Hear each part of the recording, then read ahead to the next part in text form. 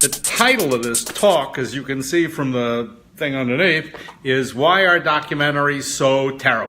This is like the holy grail of filmmaking, and I'm going to have a million people yelling at me and mad at me because I had the temerity or the courage to at least speak the truth. Most documentaries suck. They are absolutely unwatchable. If you know, you go to the Academy Awards, you see the nominees for feature film, you probably say, I seen that one, I seen that one, I seen that one. You see the nominees for documentaries, and it's like, I bet you haven't seen any of them. It's like watching foreign films or animated stuff from Norway. It's interesting, it's nice, it's an art form, but nobody really wants to watch it. When you go to the movies, you go see some feature film that Hollywood has done, and you pay $10 or $12, and God knows how much it costs now. But how many times do you ever run out to see a documentary film? Hardly ever. And why? Because they suck for the most part. There's no reason they should suck. I mean, they're dealing with all the elements that requires great filmmaking, great storytelling, which is characters and arc of story. And in fact, a lot of the best films you've ever seen, fiction films you've ever seen, are based on a true story. But why is it that in the world of journalism and video journalism, to coin a phrase, and documentary filmmaking, the stuff turns out to be absolutely, positively unwatchable? We have, as an institution, we have some kind of a passion to grind out crap that we think is important. This is important. You better pay attention to this. Well, maybe in the early days of network television, when you only had CBS or NBC or ABC to choose from, that's all you could do. You could watch, the news, and their attitude was, screw you, watch it, or, go stare at the wall. But today, in a world of, millions of websites and thousands of channels and lots of offerings, documentaries have not kept up. What do I mean by that? If you look, they talk about the golden age of television, which theoretically was the 1960s, the Beverly Hillbillies, Green Acres, Petticoat, that stuff was crap.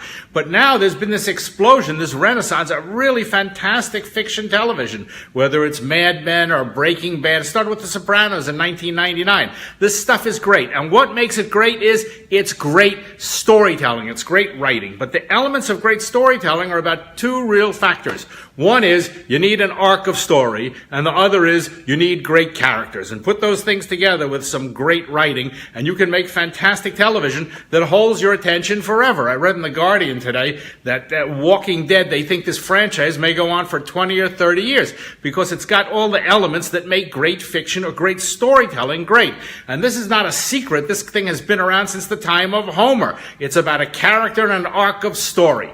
What made me think about this and why this annoys me so much, since I'm in the non-fiction business and the documentary business, and we perpetually make stuff nobody wants to see. And since nobody wants to see it, nobody can make a living at it, which is just inherently crazy. I read today that the global television business is worth, ready for this, $1.72 trillion.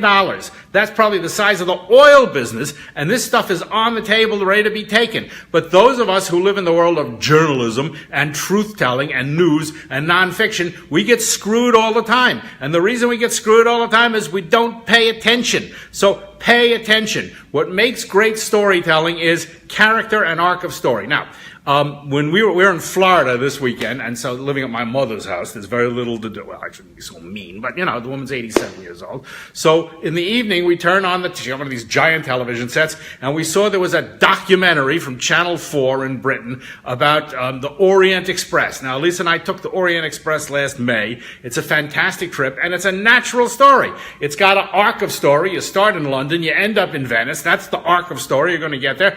And it's got great characters on the train. Just look at Murder on the Orient Express, which they're remaking for like the 5th time, and it's all over Agatha Christie. It's about a train. All right, you don't need a murder. But with this documentary about the Orient Express called Greatest Train Trip in the World, it absolutely, positively sucked. Why did it suck? Because the way it was put together, it's endless stream of talking heads and interviews jammed together with some B-roll that don't make any sense, that nobody wants to look at. And how many times have you seen that in documentary filmmaking? Soundbite to soundbite to soundbite to soundbite, talking head to talking head, talking head, talking head. If you look at the Agatha Christie movie, Murder on the Orient Express, do you see any talking heads? Do you see any interviews? Do you see any sound? I would say not, right? You watch Mad Men. Have you ever seen one sit-down interview in the middle of Mad Men or Breaking Bad? Did they sit there with Walter White and light him with 3 lights like PBS and go, well, Walter, tell me, why did you kill people? Well, I really needed money. It's terrible. It's absolutely terrible. There is no reason that those of us in the world of documentaries and nonfiction and journalism cannot marry the elements that make Hollywood movies or great storytelling, a great novel, so compelling, and marry them to reality and truth and journalism. It doesn't take a genius to figure this thing out. Find your characters, create your arc of story, create an arc of story that holds people's attention, and for crying out loud, real stories, as you can see by picking up any newspaper or watching television news if you can bear to watch it, real stories are like 1,000,000 times more interesting. It always says, stranger than fiction. And today's reality, believe me, is a lot stranger than fiction. But we are schmucks because in our business, we don't apply the most basic, simple principles. You're right, Chris. And look, Chris, you got that BFBS thing. You got great stuff going on time. Character and arc of story. You know how to shoot. You know how to cut. Go make great stuff. This is such a simple thing to do, and we refuse to do it because we have this kind of either stupidity, A-roll, B-roll. I'll do a bunch of interviews, then I'll shoot some B-roll, smack it on top of the thing, and you'll all watch it because it is important. I got news for you. Nobody watches anything because it's important. People watch stuff because it's compelling, it's interesting, it's engaging, it's fun to watch. All the methods for doing this are there for you to take. So let's get our act together here, and let's take the rule. Hollywood showed us how to do this. Character, arc of story, great writing, and let's marry this now to journalism and reality, and let's pick up a big chunk of that $1.72 trillion, which is lying around on the floor just waiting for us to grab it. I'll talk to you later. Thanks.